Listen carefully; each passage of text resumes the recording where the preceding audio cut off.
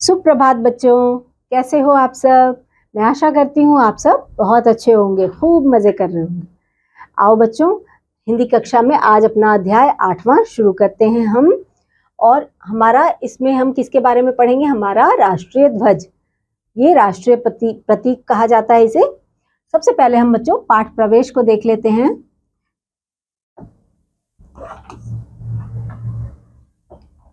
हमारा राष्ट्रीय ध्वज तिरंगा है, हमें इसको सम्मान पूर्वक लहराना चाहिए।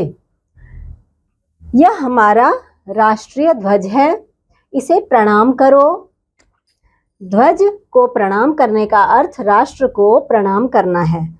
यहाँ जब हम प्रणाम करते हैं ना बच्चों राष्ट्रीय ध्वज को, तो इसका मतलब होता है कि हम अपने राष्ट्र को प्रणाम कर रहे हैं। हमारा राष्ट्रीय ध्वज हमारे देश का सम्मान है। क्या है बच्चों? सम्मान है। प्रत्येक देश का अपना एक झंडा होता है। हर देश का बच्चों अपना अपना एक झंडा होता है। उनके अलग अलग रूप रंग होते हैं। हमारे देश का झंडा जो है वो कैसा है बच्चों? तिरंगा होता है। हर देश के अलग अलग रंग और रूप का झंडा होता है, और हमारा जो है वो है तिरंगा। इसकी लंबाई चौड़ाई से 1.5 गुनी होती है। लंबाई चौड़ाई से 1.5 गुनी होती है बच्चों। और इसमें क्या है बच्चों? 3 पट्टियां बनी हुई हैं। ऊपर की पट्टी जो है उसका रंग केसरिया है बच्चों, और यह रंग वीरता और त्याग का क्या होता है? सूचक होता है। ये जो केसरिया रंग होता है बच्चों, वीरता और त्याग का सूचक होता है।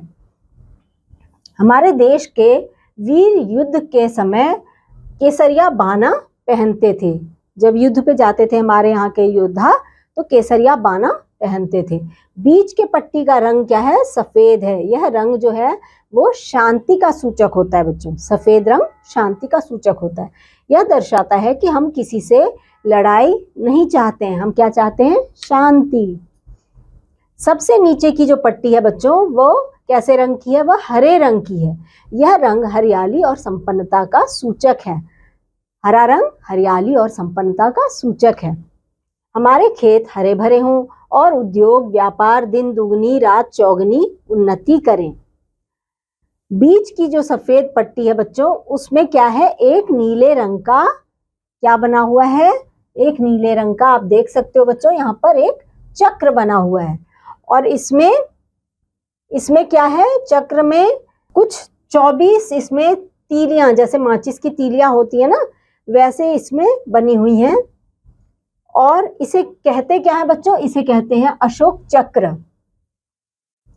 इस चक्र में 24 तीलियां हैं। यह चक्र निरंतर शांति और प्रगति का प्रतीक है।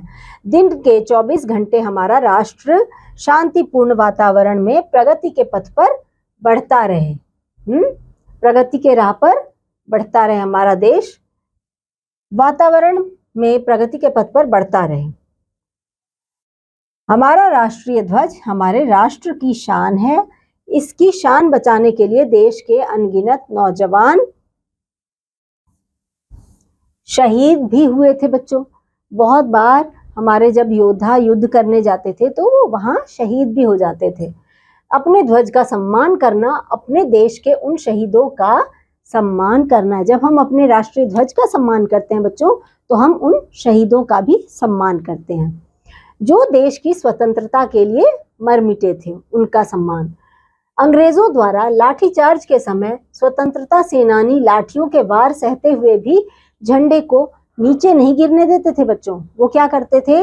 जब अंग्रेज उनके ऊपर लाठी चार्ज करते थे ना, देखो आप, लाठी चार्ज करते थे जब अंग्रेज उनके ऊपर, तो वो खुद जब गिर जाते थे लाठी के जोर से, तो भी वो अपने झंडे को, अपने ध्वज को ऊपर रखते थे, उसे नीचे नहीं गिरने देते थे। और यदि सेनानी कोई आहत हो जाता था तो वो क्या करता था? दूसरे सेनानी को अपना झंडा थमा देता था। गिरने से पहले झंडा दूसरे किसी सेनानी को पकड़ा देता था बच्चों।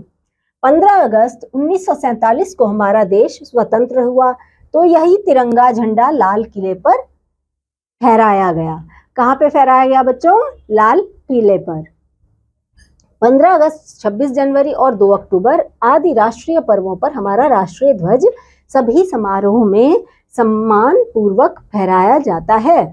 झंडे को फहराने के लिए इसमें लगी एक लंबी डोरी खींची जाती है जो झंडे के साथ ध्वज स्तंभ में बंधी होती है। आपने देखा होगा बच्चों, जब झंडे को फहराने के टाइम यहाँ पर एक डोरी होती है, उसे खींचा जाता है और तब झंडा लहरा उठता है।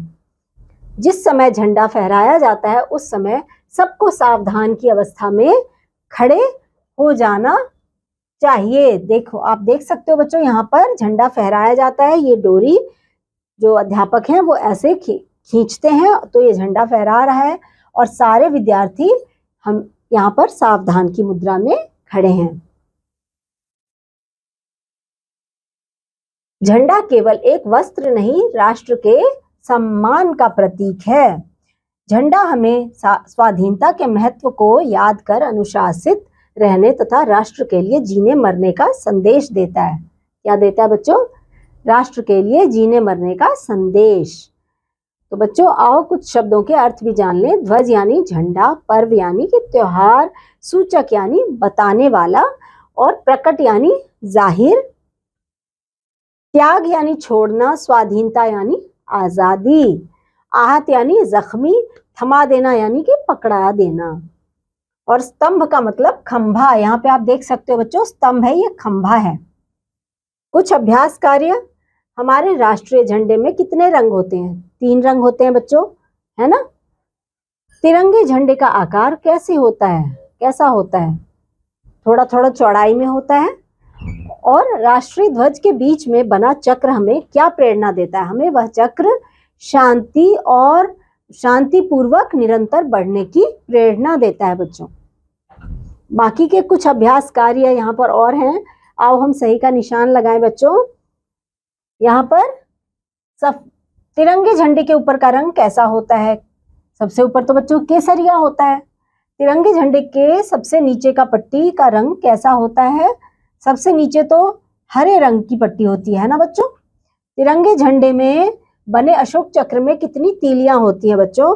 20, 24, 30, 40, 24 होती हैं, है ना। हमारा देश कब आज़ाद हुआ था? 26 जनवरी को या 15 अगस्त को या 2 अक्टूबर को बच्चों? 15 अगस्त 1947 में हमारा देश आज़ाद हुआ। तो सही का निशान हम यहाँ लगाएंगे। और बच्चों यहाँ पर कुछ और अभ्यास के कार्य हैं जिन्हें आप अपनी अभ्यास पुस्तिका में अपने आप करिएगा। तो बच्चों तिरंगा झंडे के बारे में, हमारा जो तिरंगा है झंडा राष्ट्रीय ध्वज है, उसके बारे में आपने जाना। और अगले अध्याय में एक बार फिर मैं आपके सामने उपस्थित हो जाऊंगी। तब तक के लिए बच्चों बाय।